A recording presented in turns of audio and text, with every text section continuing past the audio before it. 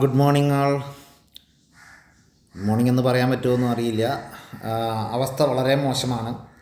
മെയിനായിട്ട് നമുക്ക് വന്ന ആദ്യം തന്നെ പറയാമെന്ന് ഈ 26% നമുക്ക് ടാക്സ് ഏർപ്പെടുത്തിയിരിക്കുകയാണ്. 26%. Okay, importing tax. ഇത് ഡിസ്കൗണ്ടാണെന്നാണ് പറയുന്നത്. ഡിസ്കൗണ്ടാണെന്ന് പറഞ്ഞാൽ ഇല്ലെങ്കിൽ ഞങ്ങൾ ഉപദ്രവിച്ച് അങ്ങോട്ട് വശക്കേടാക്കരുന്നുള്ള നിലപാടിലാണ്. ഡിസ്കൗണ്ടാണെന്നാണ് പറയുന്നത് ആൾ. രണ്ട്, ഇവിടുന്ന് നമ്മൾ ഇത്രയും ദൂരമൊക്കെ വസ്തുക്കളായിട്ട് അങ്ങോട്ട് പോയിട്ട് വലിയ കഥകളിയൊന്നും ഉണ്ടായില്ല. ബേസിക്കലി ഇവിടുന്ന് ചെറിയ ഡിഫറൻസ് ഉള്ളു ചൈനയുടെ താരിഫിന്. അപ്പോൾ നമുക്ക് വേണ്ടി പ്രത്യേകിച്ച് ഒന്നും, ഫ്രണ്ടൊക്കെ ഫ്രണ്ട്, പക്ഷേ ബിസിനസ് അല്ലേ, ആ ലെവലിലാണ് മോദിനെ കണ്ടിട്ടുള്ളൂ. 26% ടാക്സ്. മാർക്കറ്റ് ഫുള്ളായിട്ട് ഡൗൺ. കാരണം ഈ ന്യൂസ് വന്നതിന് എഫക്റ്റ് വരുന്നത് തന്നെ ഏകദേശം 1.5 മണിക്കൂർ കൂടി ആണ് വരുന്നത്. അതോടെ തന്നെ ഇതിന് മാർക്കറ്റ് അവിടുത്തെ കഴിയാണ്. അപ്പോൾ ആഫ്റ്റർ എഫക്റ്റ് ഇന്ന് രാത്രിയാണ് വരാൻ പോകുന്നത്, മനസ്സിലാക്കുക. അവിടെ ആഫ്റ്റർ എഫക്റ്റ് വരാൻ പോവുകയാണ്. അതിൻ്റെ എഫക്റ്റ് ഇന്ന് നേരത്തെ വരികയാണ്. അപ്പോൾ ഏഷ്യൻ രാജ്യങ്ങളിലെ എഫക്റ്റ് വീണ്ടും ഇന്ന് രാത്രി അവിടെ ഡൗ ജോൺസിൽ വരുന്നത് മനസ്സിലാക്കുക. അപ്പോൾ അത് ഒരു കണ്ടിന്യൂസ് പ്രോസസ്സായിരിക്കും, 2 ദിവസത്തേക്ക് വരാൻ സാധ്യതയുണ്ടെന്ന് ഞാൻ പ്രതീക്ഷിക്കുന്നു. അടുത്തത് വരുന്നത് ചൈനയുടെയാണ്. ചൈനയുടെ നമ്മൾ താരിഫ് നോക്കുകയാണെങ്കിൽ നമുക്ക് ഏറ്റവും കൂടുതൽ പ്രധാനപ്പെട്ട നോക്കേണ്ട ഒരു താരിഫാണ് ചൈനയുടെ താരിഫ് ഏകദേശം 54% താരിഫ് റേറ്റ്. അപ്പോൾ ഇതിൽ പ്രശ്നം എന്താണെന്നുണ്ടെങ്കിൽ ഈ താരിഫ് നമ്മളുമായിട്ടുള്ള 26%, 54% വിഷയം എന്താണെന്ന് പറഞ്ഞു കഴിഞ്ഞാൽ, ഭാവിയിൽ ഈ ഇത്രയും പ്രൊഡക്റ്റ് ഏകദേശം വലിയൊരു ഏറ്റവും വലിയ കൺസ്യൂമറായ അമേരിക്കയിലേക്ക് എക്സ്പോർട്ടാവുന്ന പ്രൊഡക്റ്റ് ഇനി എവിടേക്ക് പോകും? എക്സ്പോർട്ടാവുന്ന പ്രൊഡക്റ്റ് എങ്ങോട്ട് പോകും? അത് അമേരിക്കയിലേക്ക് പോകാൻ പറ്റുന്നില്ലെങ്കിൽ എവിടേക്ക് പോകും? അത് മാർക്കറ്റ് യൂറോപ്പിലേക്കും അതുപോലെ പതുക്കെ തിരിഞ്ഞ് അത് ഏഷ്യയിലും. നിങ്ങൾ ശ്രദ്ധിക്കുക, ഇതാണ് പ്രശ്നം. എന്ന് പറഞ്ഞാൽ ചൈനയുടെ പ്രൊഡക്റ്റുകൾക്ക് അമേരിക്കയിലേക്ക് പോകാൻ പറ്റുന്നില്ലെങ്കിൽ ആ പ്രൊഡക്റ്റ് തിരിഞ്ഞ് വളരെ സിമ്പിളായിട്ട് യൂറോപ്പിലേക്കും ഏഷ്യൻ രാജ്യങ്ങളിലും റൊട്ടേറ്റ് ചെയ്യും. ഇത് റൊട്ടേറ്റ് ചെയ്താൽ അമേരിക്ക പോകാൻ ബുദ്ധിമുട്ടാണ്. കാരണം എല്ലാ രാജ്യങ്ങൾക്കും ഇത് കൊടുത്തിട്ടുണ്ട്. അവിടെ നിന്ന് എന്തെങ്കിലും എക്സ്പോർട്ടിൽ വല്ല കള്ളത്തരം കണ്ടുപിടിച്ചാൽ വീണ്ടും അവിടെ എക്സ്പോർട്ട് ഡ്യൂട്ടി വരും എന്നുള്ളത് കൊണ്ട് അമേരിക്കയെ സംബന്ധിച്ച് കൺട്രോളിങ്ങിലായിരിക്കും. പക്ഷേ ഈ സാധനം ഇത് ഡംപ് ചെയ്യും. ഇതിനാണ് ഡംപ് ചെയ്യുമെന്ന് പറയുന്നത്. എന്ന് പറഞ്ഞാൽ അവരുടെ പ്രൊഡക്റ്റുകൾ റൗണ്ട് ചെയ്ത് ഡംപ് ചെയ്യും. ഏത് ഏഷ്യൻ രാജ്യങ്ങളിലും കൂടി ഇത് അവിടുത്തെ അതാത് കമ്പനികളിൽ അവിടെ വില കുറയുന്നതിന് കാരണമാക്കും. അതിനാണ് നമ്മളിവിടെ ആൻറ്റി ഡംപിങ് ഡ്യൂട്ടി എന്ന് പറഞ്ഞിട്ട് അടിക്കുന്നത്. ഇപ്പോൾ ഓൾറെഡി നമ്മൾ ആൻറ്റി ഡംപിങ് ഡ്യൂട്ടി നമ്മൾ സ്റ്റീലിൽ ചെയ്തിട്ടുണ്ട്. അതുകൊണ്ടാണ് സ്റ്റീൽ കുറച്ച് കയറിപ്പോയത്. അപ്പോൾ ഇനി ഇതിലൊക്കെ ആൻറ്റി ഡംപിങ് ഡ്യൂട്ടികൾ അടിക്കേണ്ടി വരും ഗവൺമെൻറ്റിന്. അപ്പോൾ സത്യം പറഞ്ഞാൽ ഈ പ്രോസസ്സ് ഒരിത്തിരി സമയമെടുക്കുന്ന പ്രോസസ്സാണെന്ന് മനസ്സിലാക്കുക. അപ്പോൾ ഇതിലൊക്കെ അമേരിക്കയായിട്ട് നമ്മൾ എങ്ങനെയാണ് ഇനി മുന്നോട്ട് പോകണമെന്നോ അല്ലെങ്കിൽ ചൈനയായിട്ട് എങ്ങനെയാണ് ക്ലാരിറ്റിയിൽ പോകുന്നത് നമുക്കൊന്നും അറിയില്ല. പക്ഷേ എങ്കിലും മനസ്സിലാക്കുക, ഇത് അമേരിക്കയ്ക്ക് പോകേണ്ട സാധനം നേരെ തിരിച്ച് ഇത് ഇന്ത്യയിലേക്കും അതുപോലെ തന്നെ നമ്മുടെ ഏഷ്യൻ രാജ്യങ്ങളിലും അതുപോലെ തന്നെ യൂറോപ്പിലേക്കുമായിട്ട് ഇത് പോകും. അപ്പോൾ അങ്ങനെ വരുന്ന പ്രൊഡക്റ്റുകൾ എല്ലാ രാജ്യങ്ങൾക്കും ഈ പ്രശ്നങ്ങളുണ്ട്. അപ്പോൾ അവരുടെ പ്രൊഡക്റ്റിൽ അമേരിക്കയ്ക്ക് പോകുന്നതിന് പകരം അത് യൂറോപ്പിലേക്കും ഏഷ്യൻ രാജ്യങ്ങളിൽ റിട്ടേൺ വരികയാണെങ്കിൽ സ്വാഭാവികമായിട്ട് വില കുറയും എന്നുള്ളതാണ് നിങ്ങൾ മനസ്സിലാക്കുക. വില കുറയും.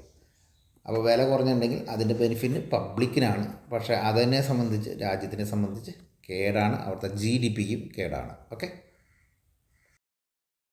ഫാർമയിൽ പ്രധാനമായിട്ടും ഒരു വിധത്തിലെ താരിഫും ചെയ്തിട്ടില്ല. അതാണ് പ്രധാനപ്പെട്ട കേസ്. പോസിറ്റീവ് റിയാക്ഷനാണ്. ഞാൻ ഫാർമയിൽ ഒന്നും ചെയ്തിട്ടില്ല. അതുകൊണ്ട് ഇന്നത്തെ ഒരു എന്ന് പറയുന്നത് അല്ലെങ്കിൽ മാർക്കറ്റിൽ മൂവ് ചെയ്യാവുന്ന പറ്റുന്ന കൗണ്ടറുകൾ മുഴുവൻ ഫാർമയായിരിക്കും.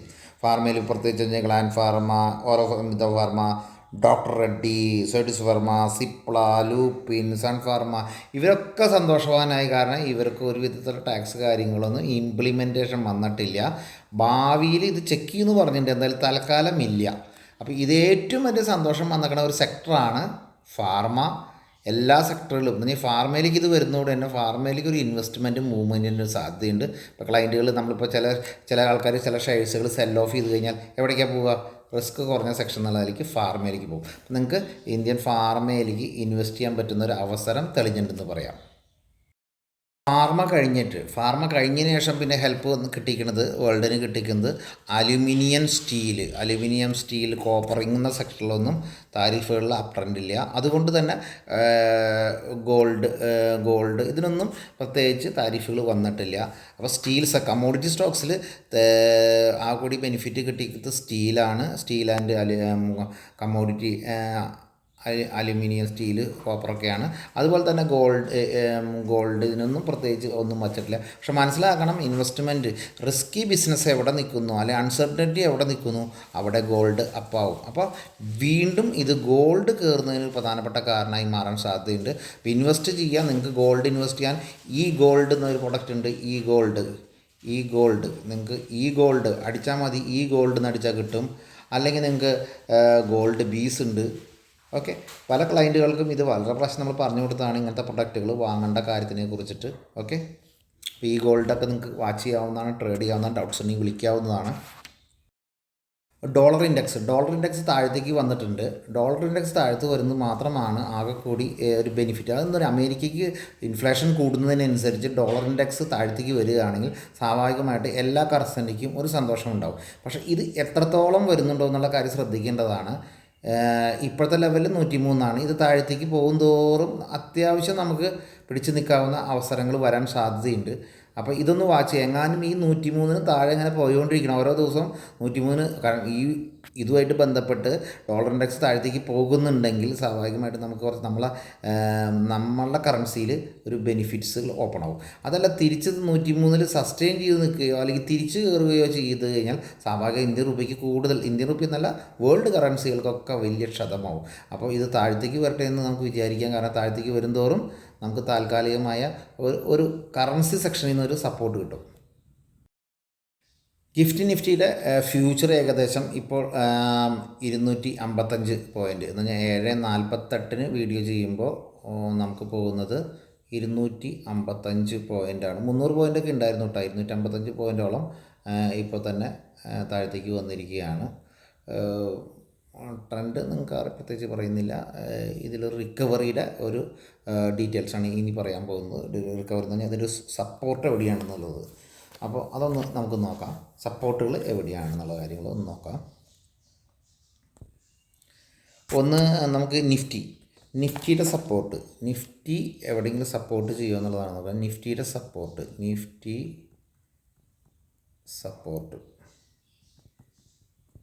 സപ്പോർട്ട് നോട്ട് ചെയ്യാവുന്നത് 22,800 ഇതാണ് നിഫ്റ്റിയുടെ സപ്പോർട്ട്. അപ്പോൾ നിഫ്റ്റി 22,800 താഴെ പോണത് ഭയങ്കര നെഗറ്റീവാണ്. അപ്പോൾ ഇന്നത്തെ ക്ലോസിങ് വളരെ പ്രധാനമാണ്. 22,800 താഴെ പോകുന്നത് നിഫ്റ്റിയിൽ പോകുന്നത് നെഗറ്റീവ്.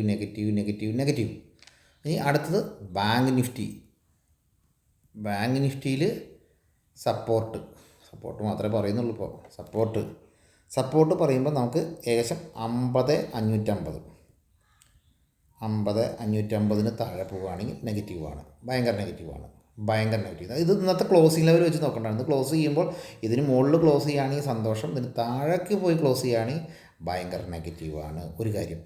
ഇതിൽ എന്തെങ്കിലും ഒരു ചെറിയൊരു സപ്പോർട്ട് ചെയ്യാൻ പറ്റുന്നത് ബാങ്ക് തന്നെയാണ്. ഇത് മുകളിലത്താണ് മെയിൻ സപ്പോർട്ട്. ഇത് കുറച്ച് സ്ലൈഡ് താഴത്തെ തൊട്ടടുത്തുള്ള സപ്പോർട്ട്, പിന്നെ വലിയ സപ്പോർട്ട്. അപ്പോൾ 50,550 താഴെ വളരെ നെഗറ്റീവാണ്. ഈ സപ്പോർട്ടിന് താഴെ പോവുകയാണെങ്കിൽ വീണ്ടും നെഗറ്റീവാണ്. പിന്നെ ഈ ബാങ്കിങ് സെക്ടറിന് ഈ ഒരു വിഷയം വരുന്നില്ല എന്ന് ശ്രദ്ധിക്കുക. എന്ന് വെച്ചിട്ടുണ്ടെങ്കിൽ ഇതൊരു കമ്മോഡിറ്റിയോ പ്രൊഡക്റ്റോ ഒന്നുമല്ലല്ലോ എക്സ്പോർട്ട് ചെയ്യാൻ. അപ്പോൾ ഇത് ആ കൂടി വരുന്ന കറൻസി ആയിട്ടുള്ള മൂവ്മെൻറ്റ്സിലായിരിക്കും ഈ ബാങ്ക് നിഫ്റ്റിയുടെ മൂവ്മെൻറ്റ്സ് വരുന്നത്. കറൻസി എന്ത് കാണിച്ചു കൂട്ടുന്നു. അപ്പോൾ കറൻസിയുടെ മൂവ്മെൻറ്റ്സുകളൊന്ന് കൗണ്ടർ വാച്ച് ചെയ്യുന്ന പോലെ ഇരിക്കും ബാങ്ക് നിഫ്റ്റി വീഴുന്നത്. അപ്പോൾ ബാങ്ക് നിഫ്റ്റി കുറച്ച് വലിയൊരു വിഷയമില്ല എന്ന് പറയാം, അത്ര മാത്രമേ ഉള്ളൂ. എങ്കിൽ തന്നെ നെറ്റ് എല്ലാം നെഗറ്റീവ്സിലേക്ക് തന്നെ വാച്ച് ചെയ്യാവുന്ന നിങ്ങൾക്ക് 2 സപ്പോർട്ട് തന്നു മാത്രം. അടുത്ത് എനിക്ക് പറയാനുള്ളത് മാർക്കറ്റിൻ്റെ തന്ത്രങ്ങളാണ്. മാർക്കറ്റിൻ്റെ തന്ത്രങ്ങൾ നിങ്ങൾ ശ്രദ്ധിക്കേണ്ടത്. ഇന്നലെ എന്തിനാണ് മാർക്കറ്റ് ഇത്ര പേർക്ക് കയറി എന്നുള്ള ക്വസ്റ്റ്യൻസ് പലപ്പോഴും വരും. അതാണ് ഇവിടുത്തെ മാർക്കറ്റിലെ ഗെയിംസുകൾ.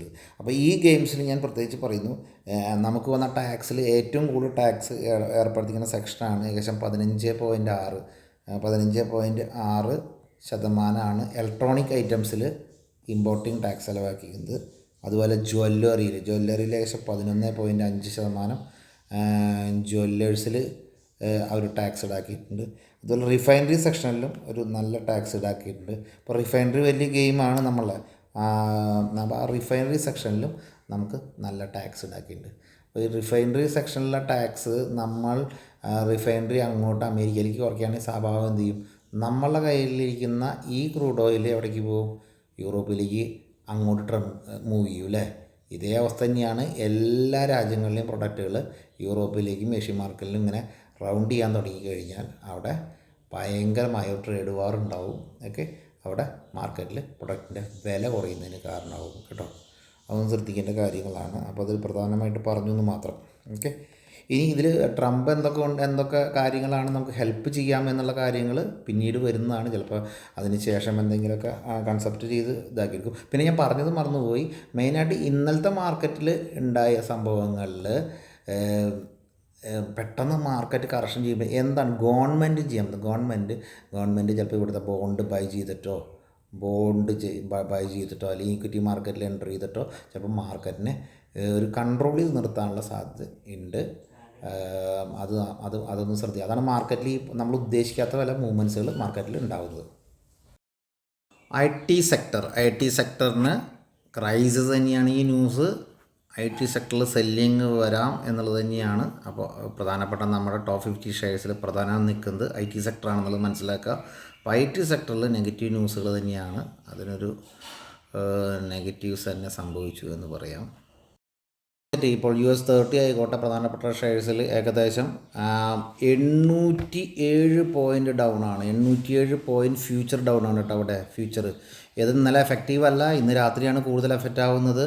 500 പോയിൻറ്റിലായാലും 159 പോയിൻ്റ് ഡൗൺ. അതുപോലെ US ടെക് ഷെയർസ് നമ്മൾ കുറച്ച് നേരത്തെ പറഞ്ഞു, ഇപ്പോൾ 664 പോയിൻ്റ് ഡൗൺ ആണ്. എക്സ്ട്രീം നെഗറ്റീവ് ട്രെൻഡിലാണ് മാർക്കറ്റിൽ കീപ്പ് ചെയ്യുന്നത്. അതൊന്ന് ശ്രദ്ധിക്കാൻ വേണ്ടി പറഞ്ഞതാണ്. ചൈനീസ് മാർക്കറ്റുകളുടെ കേസൊന്ന് നോക്കാവുന്നതാണ്. ഏഷ്യൻ മാർക്കറ്റിൽ ഹാങ്സാങ് അതുപോലെ നിക്കിയൊക്കെ 225 പോയിൻ്റ് ഡൗൺ ആണ്. ടോട്ടലി നമുക്കിതിപ്പോൾ ഒന്നും നോക്കിയിട്ട് കാര്യമില്ല. പ്രധാനമായിട്ടും മാർക്കറ്റിൽ ഓൾറെഡി ഈ ന്യൂസൊക്കെ നമുക്ക് എല്ലാവർക്കും അറിയാവുന്നതാണ്. അപ്പോൾ ശ്രദ്ധിക്കുക, ഈ മാർക്കറ്റിൽ ട്രെൻഡാണ്. ഇതിലെങ്ങനെ എന്തെങ്കിലും നമുക്ക് ട്രേഡ് ചെയ്യാനുള്ള വല്ല വശങ്ങളുണ്ടാക്കും. നമുക്ക് ട്രേഡ് ചെയ്യാനുള്ള വശം ഈ മാർക്കറ്റിൽ എപ്പോഴും ട്രേഡിംഗ് ആയിരിക്കും കൂടുതൽ ട്രേഡിങ്. കാരണം ക്ലാരിറ്റി വരണ ട്രേഡിങ് നടക്കുക. അപ്പോൾ ഞാൻ ഇന്നലെ പറഞ്ഞ പോലെ നിങ്ങൾക്ക് മാർക്കറ്റിൽ ഓരോ ഹൈപ്പിലും സെല്ല് ചെയ്ത് ട്രേഡ് ചെയ്യാൻ ഓപ്ഷൻ തിരഞ്ഞെടുക്കുക. ഓപ്ഷൻ ട്രേഡിങ് എടുക്കുക. ഓപ്ഷൻ ട്രേഡ് നിങ്ങൾക്ക് അതിൽ തന്നെ കാണിക്കുന്നത് ഓപ്ഷൻ എങ്ങനെ എടുക്കണമെന്ന് കാണിക്കുന്നത്. ഓപ്ഷൻ ട്രേഡ് ചെയ്യുക.